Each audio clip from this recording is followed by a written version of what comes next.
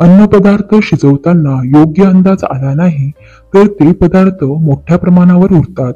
असे शिल्लक राहिलेले शिळे पदार्थ तुम्ही इतर पदार्थांसाठी वापरू शकता. यासाठी जाणून घ्या या टिप्स. नंबर 1. रात्रीची डाळ आणि भाजी उरली असेल तर सकाळी ते दोन्ही पदार्थ एकत्र करा आणि त्याची एक वेगळीच स्वादिष्ट करी तयार होईल. नंबर 2. शिळा भात उरला तर त्याला फोडणी द्या आणि फोडणीचा भात तयार करा. नंबर 3. शिळ्या पोळीचा वापर करून तुम्ही पोळीचा शिरा, लाडू अथवा एखादा तिखट पदार्थ करू शकता.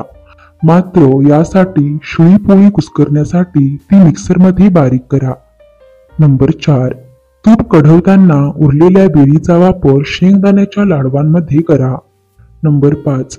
दिवाळीला उरलेल्या चकली, शेव आणि चिवड्याचा पूर्ण वापर करण्यासाठी ते मिक्सरमधून काढा आणि त्यामध्ये कांदा, कोथिंबीर टाकून मस्त थालीपीठ बनवा.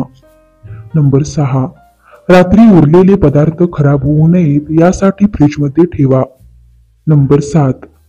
पास्ता अथवा भातामध्ये पदार्थ उरले तर ते फ्रीजमध्ये ठेवून दुसऱ्या दिवशी खाता येतात.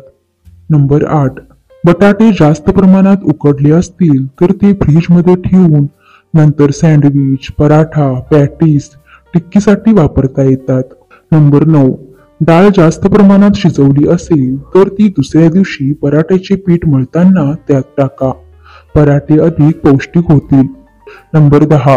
पोळ्यांचे कणिक, थालीपीठाचे भिजवलेले पीठ, थेपल्यांचे कणिक मळताना तुम्ही त्यात उरलेले ताक मिसळू शकता, ज्यामुळे पोळ्या, पराठे मऊ होतात.